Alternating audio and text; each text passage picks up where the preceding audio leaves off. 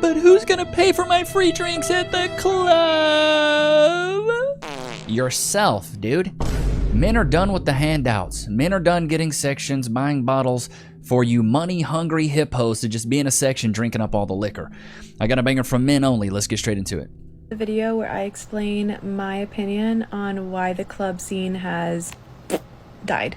The first reason is that there's no difference in charge for women to get in versus men. Before you come at me crying that that's a double standard and it's not fair, you're right. Thank you. It is a double standard. It isn't fair. I didn't make the rules. God did. And where the girls are, the men will follow. God made the rules about the club, really? That's a new one. This girl probably has the most dry, monotone voice. Imagine her teaching you math. Brother, man. Get on with it. Men started having to pay the same amount to enter a club as men. It turned from a female-centered event to a male-centered event. Oh, no. You're not the special one anymore. Oh, no. Well, y'all wanted equality. Now you got it, dude. And that's why it died. And they don't even have ladies' nights anymore anywhere. It's literally embarrassing. I feel like that's cap. You're a liar! I feel like there are ladies' nights some places. Anywhere? Really? A bold claim there. Second reason it's died is this whole idea of like section culture, like renting out designated areas for certain people of a certain status or not even of a status just by paying more. You go to a public place to party and you rent out an exclusive little section for your clique. Is she really that stupid? Stupid. Men do this to seem higher status because a lot of you ladies are clout chasing demons. Men do this so they seem higher status, so you go, oh, who's that in the section? Versus, I'm not going to pay attention to the guy on the dance floor. I'm going to pay attention to the guy in the section with the Grey Goose and the bottles and the Cristal. That's the guy I'm going to go pay attention to. Men do this to raise their status, especially because a lot of these women that go to the clubs, they're looking for the clout chasers anyway, because they're clout chasers. They're looking for the guys with clout, with status. Is she really this clueless? Good Lord. To be private. It's like, what are you doing? Go somewhere else. And with the section culture came the men being the ones who were the center of attention, dancing in the VIP. It's because men are the prize, honey. Men are the prize. Chat, put a 1 in the chat if you agree. Men are the prize. It's so much harder to be a high-value man than it is a high-value woman. Areas for everyone to see, and no one wants to see that, men or women. Third reason the club scene has died, in my opinion, is everyone's on their phone too much, and I don't know, maybe they just need to like have a policy. As you're on your phone recording this? Self-awareness has left the chat. You have to put your phone away, but also like that presents other issues because wherever you go there's going to be creeps and you have to be able to have your phone on you. But I just think that the filming is like out of hand and people just being like on their phone. And are we surprised? Phones have ruined everything. Next reason is I think DJs in general, not every DJ, but a lot of them are more interested in like what they want to hear than what the party wants to hear. I'm sorry, isn't that like the point? Don't you hire certain DJs because they make certain types of music or they spin certain types of music? This is such a dumb take in my opinion. How am I, as a DJ, supposed to go into a random club with a bunch of strangers and go, I'm going to play everything they like? I don't know what you like, dude. I'm going to play what I like. And clearly I have good taste, which is why I got hired to be this DJ.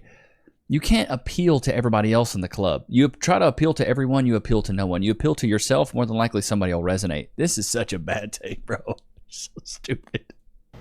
Like, have you ever experienced this? Like being in a car full go to a different club. That's what that's called. of people and the person on aux is playing songs that like no one knows or like vibing to like something they want to hear and no one knows the words to, and it's just like, what are you doing? That's the vibe I get from a lot of these DJs. Last reason in my opinion is today's hits just don't hit for dancing or partying for that matter, and there's a reason why.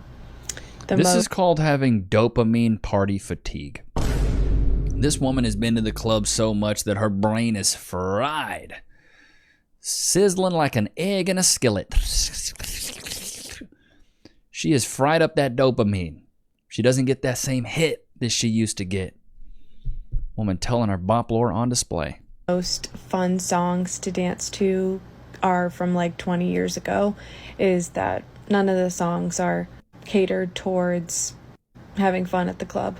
Anyway, I don't go to the club anymore, but when I did, it was dying a slow, painful death. So I hope you enjoyed my I'm going to keep it a thou wow. If women like you were going, no wonder it died. Gotcha, bitch!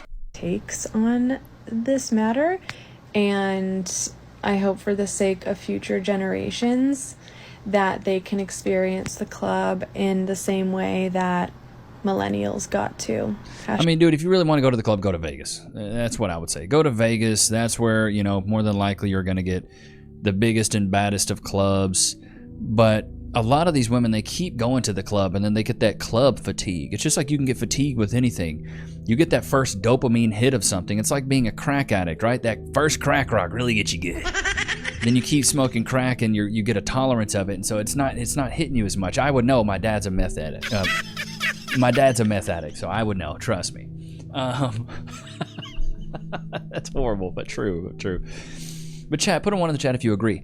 Once you start doing things over and over and over, the dopamine hit's not there. It's like gambling, right? It's the sunken cost fallacy. You're going to keep pumping money into this just to get that little hit of dopamine. And like the first time you hit maybe $20 or $30, you felt over the moon. But then like the 50th time you hit $20 or $30, it's nothing to you. Then it takes $2,000 to get there, and then it takes $5,000. So it's like it's just never enough, right? It just is never enough. And it's the same thing when these women go to the club. They want that same tingly feeling like the first time they saw Justin Bieber in concert or watched NSYNC do something on stage. They want that same dopamine hit, and it's not going to be the same. You go over and over and over and over again, and you probably pump your body full of alcohol and drugs. You're not going to have the same dopamine hit every single time. Like you're in my opinion, you're completely clueless if you really think that's what's going to happen when you go to the club. You're just going to get the same dopamine hit every time.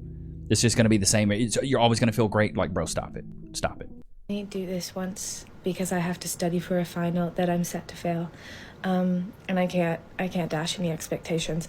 Anyway, I want to know, I saw this video on here that was like, you want to know what happened to clubbing? Girls stopped being the ones dancing on the table. And that's so true. The reason why the club fucking sucks nowadays, except for a choice few, is because somehow, some way, the frat guys infiltrated it. Their playlists snuck their way. Why am I not in the middle of a strobe lit club dance floor room having my "Where have you been all my" moment? No, instead I'm like, what rhythm is this? I don't know. I can't find it. That might be my problem. I don't think it is. Honey, I'm seeing the way you move. I think that's your problem. Shots fired! The lack of melanation on the skin. It's looking like you may have a problem finding a rhythm. Maybe it is. It could very well be my problem. But what happened to Lady Gaga, Britney Spears, Nicki Minaj, Rihanna? Why aren't you playing those songs? The other day... Because maybe men don't want to hear them. I'm sorry, if I went to a club and they were only playing Britney Spears and Rihanna, I'd probably be like, eh. But honestly, I wouldn't go to the club, though. They played Sweet Fucking Caroline. Okay, that's awful. That's that stuff they play in Cancun. You go, chat, have you ever been to one of those? Like, are you on a cruise? Sweet Caroline. And then all the old white people, bop, bop. You know what I mean? It's funny. With a uns. Backtrack. What?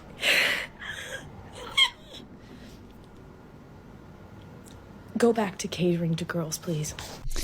Yeah, and also, I pulled this up because also the generations have stopped drinking as much. You got baby boomers. 72% have consumed alcohol in the past month. 72% of boomers are stuck in a bottle.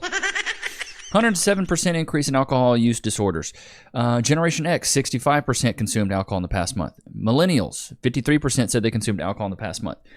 Generation Z has been labeled the sober, curious generation, consumed 20% less alcohol per capita than millennials did at their age.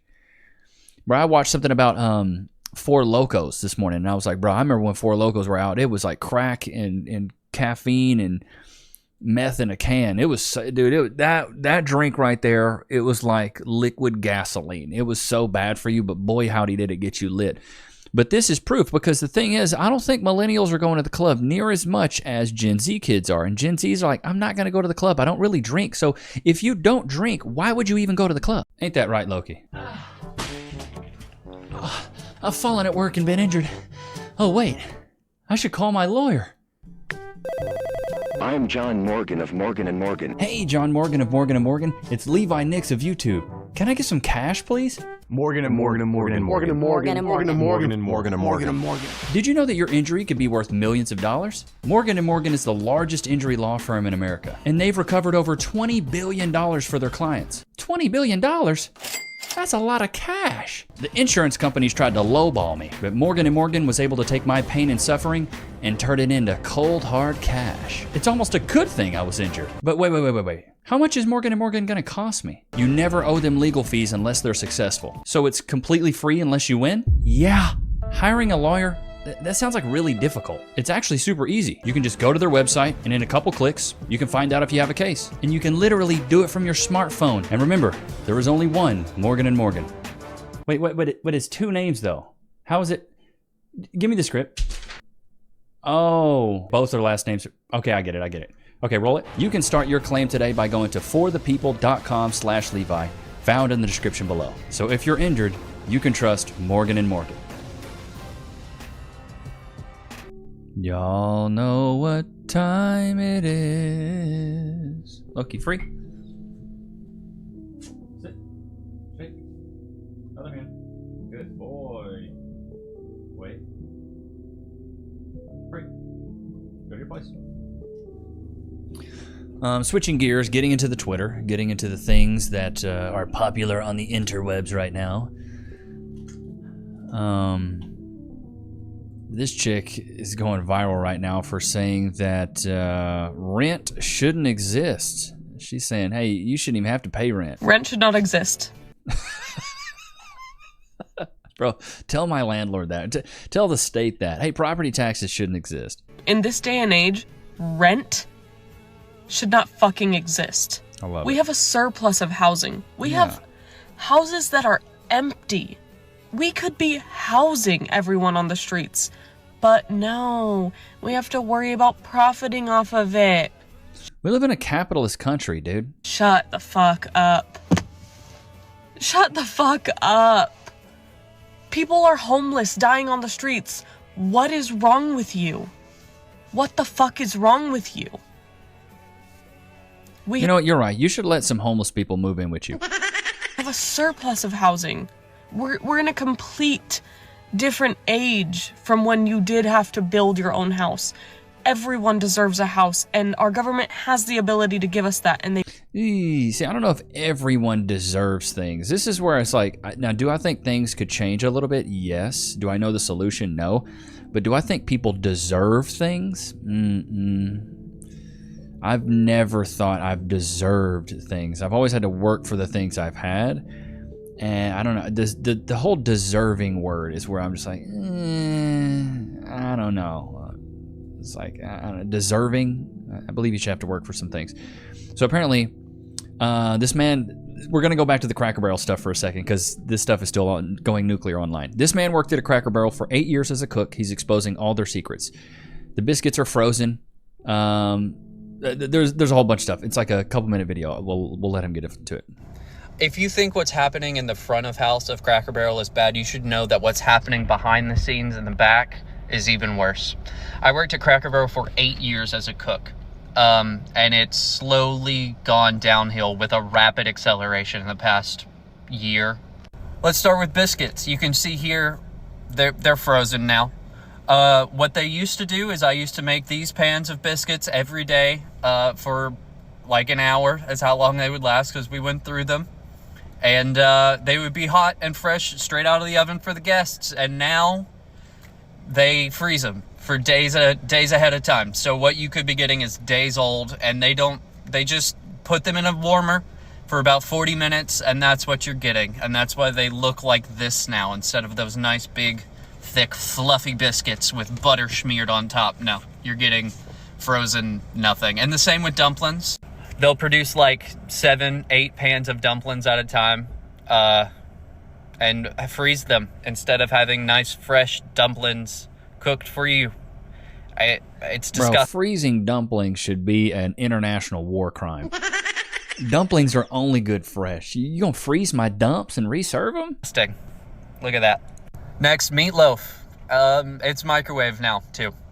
Originally, when I first started working there, I would make multiple for the day, and then you would get a nice, fresh, hot piece of meatloaf. I'll give you a hot, fresh piece of meatloaf. You're sick. And now they cook 8 to 12 to 15 a day, and then bag them up like this for you and microwave it. Just a nice microplastic piece of meat. It's so gross. I mean, look at that.